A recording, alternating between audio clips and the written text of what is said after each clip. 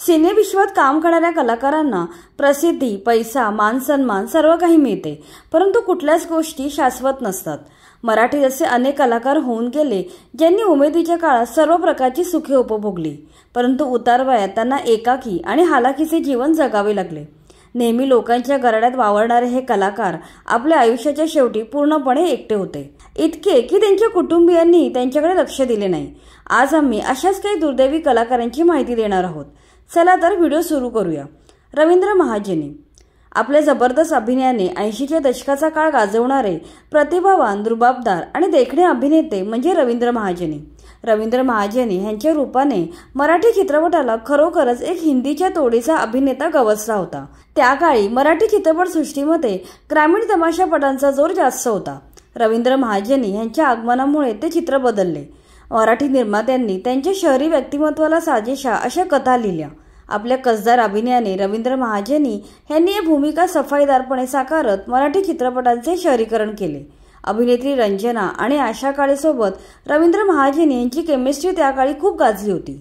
काही निवडक चित्रपटांमध्ये प्रिया तेंडुलकर सोबतही त्यांची जोडी चांगलीच जमली होती। मात्र या सुपरस्टार कलाकाराचा दुर्दैवी मृत्यू मनाला चटका लावून जातो। अखेरची काही वर्ष पुण्यातील तळेगाव दाभाडे येथे ते एकटेच राहत होते। आपल्या कुटुंबापासून दूर राहत असतानाच एकाकीपणेच त्यांनी मृत्यूला कवटाळले। मृत्यू झाल्यानंतर 2-3 दिवसांनी त्यांचा मृतदेह बंद घरात आढळून आला। एक काळ गाजवणाऱ्या, सतत चाहत्यांच्या गराड्यात असणाऱ्या या देखण्या अभिनेत्याचा असा मृत्यू व्हावा ही फार वाईट गोष्ट आहे। ललिता पवार हिंदी आणि मराठी मनोरंजन सृष्टीतील खाष्ट सासू अशी ओळख असलेली अभिनेत्री ललिता पवार। त्यांनी साकारलेली खलनायिका एवढी वास्तविक असायची की लोकांना त्या खरोखरच खलनायिका आहेत असेच वाटायचे। त्यांनी आपल्या मोठ्या कारकिर्दीत विविध व्यक्तिरेखा साकारल्या, पण रामानंद सागर यांच्या रामायणमधील त्यांची मंथरा ही खूप गाजली। ललिता पवार यांनी पैसा, प्रसिद्धी सर्व काही मिळवले, मात्र त्यांचे खाजगी आयुष्य संघर्षमय होते। त्यांच्या नवऱ्याने आणि बहिणीने त्यांचा विश्वासघात केला आणि एकमेकांशी लग्न केले। त्यानंतर त्यांनी दुसरं लग्न केलं, मात्र तरीही शेवटी त्यांच्या नशिबी एकटेपणाच आला। उतारवयात त्यांचे पती त्यांच्यासोबत नव्हते, त्यात त्यांना तोंडाचा कॅन्सर झाला। पुण्यात त्या एकाकी आयुष्य जगत असताना त्यांचा मृत्यू झाला। ललिता यांनी अखेरचा श्वास घेतला त्यावेळी त्यांना पाणी द्यायलाही कोणी नव्हतं।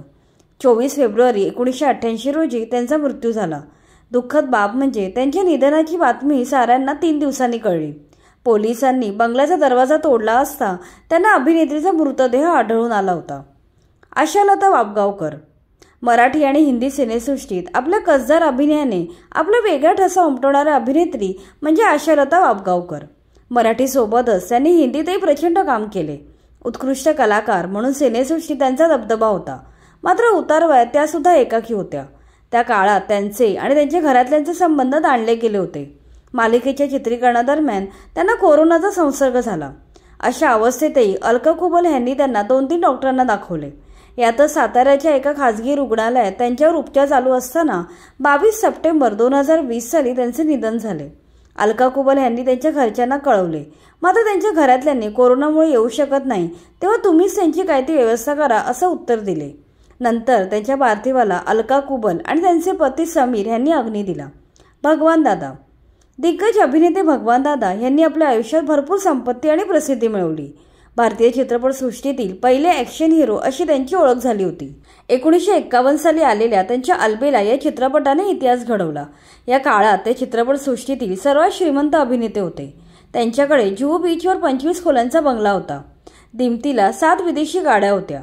नंतर ते चित्रपट निर्मिती क्षेत्रात उतरले आणि घात झाला। त्यांनी अनेक चित्रपट बनवले, पण नंतर कुठलेही चित्रपट चालले नाही।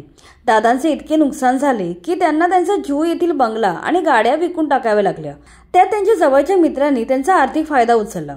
मोठे कलाकार दादांचे मित्र होते, मात्र पैसा संपून जाता सर्वांनी पाठ फिरवली। कठीण काळात कोणीच त्यांना साथ दिली नाही। आपली संपूर्ण प्रॉपर्टी गमावून ते पुन्हा आपल्या जुन्या चाळीत राहायला आले। पुढे दिवसागणिक परिस्थिती आणखी बिघडत गेली। ते इतके गरीब झाले की ते पैसाठी तरसत होते। त्यांची दुर्दशा पाहून अनेक संस्थांनी केलेल्या मदतीवर ते गुजारणा करू लागले। यातच 4 फेब्रुवारी 2002 रोजी त्यांचे एकाकी निधन झालं। शांता हुबळीकर मराठी चित्रपटसृष्टीच्या सुरुवातीला आपल्या अभिनयाचा ठसा उमटवणाऱ्या मोजक्या काही अभिनेत्रींमध्ये शांता हुबळीकर यांचं नाव अग्रक्रमाने घ्यावं लागेल। जन्मताच त्यांच्या आई वडिलांचे निधन झाले होते। आपल्या नातेवाईकांना सोडून त्या घरातून पळून गेल्या आणि सिनेमात काम करू लागल्या। याच दरम्यान त्यांनी व्यावसायिक बापूसाहेब गीते यांच्याबरोबर लग्न केलं। पुढे बापूसाहेब गीतेंचा पुण्यातील व्यवसाय पार बुडाला। ते प्रचंड कर्जबाजारी झाले आणि शांताबाईंच्या कमाईवर पुढचे संपूर्ण जीवन जगले। नवरा घरात बसल्यामुळे घर चालवण्यासाठी त्यांना शेवटपर्यंत काही ना काही काम करत राहावे लागले। पुढे जसे वय वाढू लागले तसे काम मिळणे कठीण जाऊ लागले। 1955 नंतर त्यांना चित्रपटात काम मिळणं बंद झालं। नंतर उदरनिर्वाहासाठी त्या भारतभर गाण्याचे जलसे करत हिंडू लागल्या। पण आर्थिक नियोजनाभावी हे कार्यक्रम कालांतराने बंद पडले। आपल्या मुलाकडून थोड्या प्रेमाची अपेक्षा केली, मात्र नशिबाने येथेही त्यांना धोकाच दिला।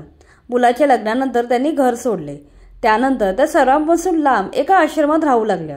अखेर या आश्रमातच त्यांचे 17 जुलै 1992 साली एकाकी निधन झाले।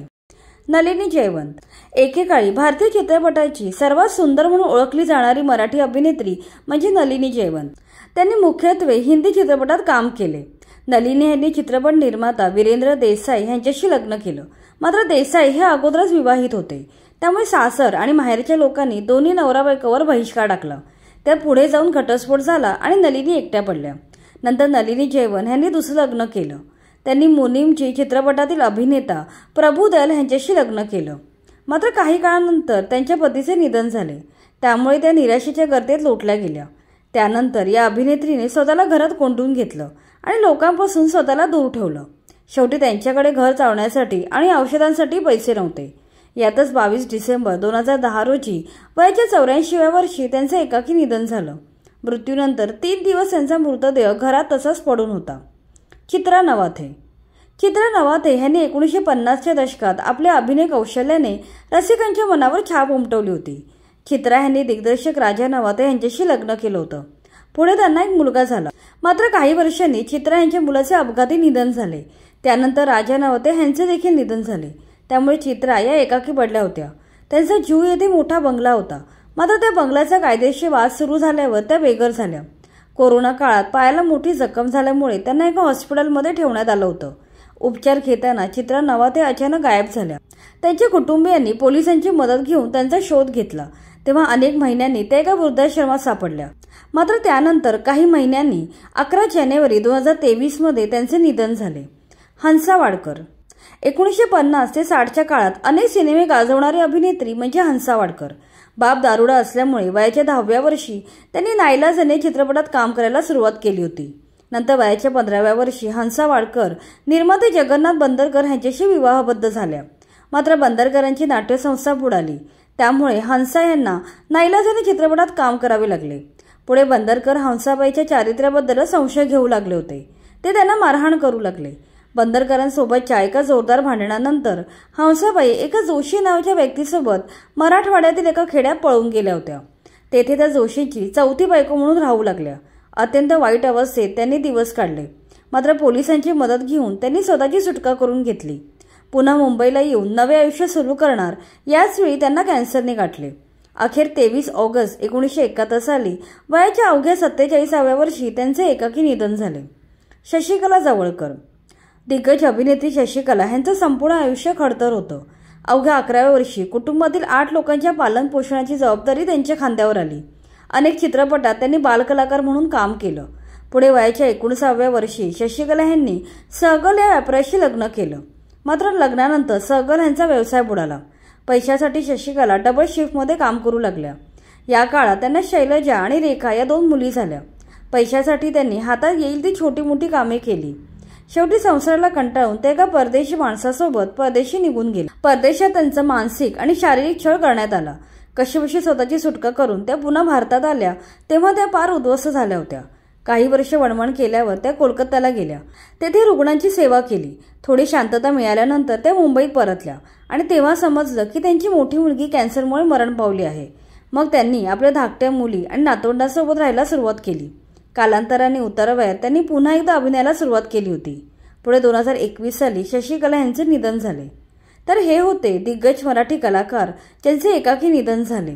तुम्हाला व्हिडिओ कसा वाटला ते आम्हाला कमेंटमध्ये नक्की सांगा। व्हिडिओ आवडला असेल तर लाईक करा आणि मराठी चित्रपट सृष्टीशी निगडीत अशाच माहितीपूर्ण व्हिडिओसाठी आमच्या चॅनलला सबस्क्राईब करा।